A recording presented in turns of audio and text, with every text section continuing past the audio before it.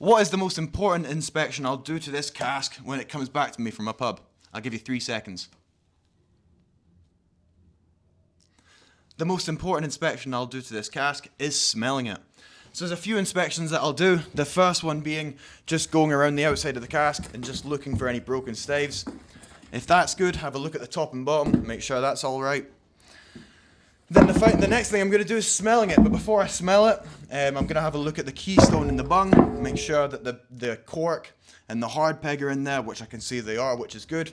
If these weren't in there, there'd just be open holes, which would allow flies and stuff. It would attract them because obviously it smells sweet in there, it's beer. So the flies will go in there, lay their eggs and stuff, so it's great that they've got the cork and the hard peg in there to stop that from happening. Next, I will have a look at the logo, like the label, sorry. I'll have a look at the label.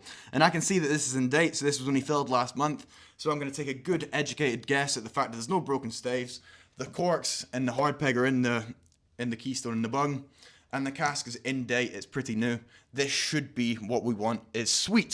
Okay, so what I'm going to do is I'm going to remove the keystone and the bung, and I'm going to get my nose in there. And what I'm looking for is for the cask to smell sweet. This is a brewery coopering term, and all we're looking for is if it's going to smell like beer. Yeah, it it's should sweet. just smell like Old Peculiar. It should have nice flavours. It should just smell nice in there. It should smell like something you want to put your beer back into, basically. Whereas if you're smelling things off notes, mouldy, dull, eggy sort of notes, anything that doesn't smell good, that you wouldn't want to put your liquid into, that's going to have to be scrubbed out and cleaned, potentially shaven and put over the fire. So if it is sweet, good. If it's not sweet, we'll talk about that in another video, what to do there. But if the cask is sweet, then that's great. So the next thing to do will be a visual inspection of the inside. Get a torch in the keystone so we can look inside of through the bunghole and just make sure there's no debris, there's no fly eggs, there's nothing we don't want inside of that cask, okay?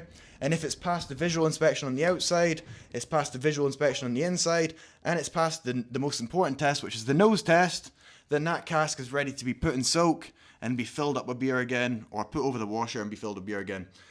All will be explained in a future video, but that is the first lesson in cask maintenance, is the visual inspection, but the most important thing is the nose inspection. Hope you enjoyed that one, guys. See you in the next one. Peace.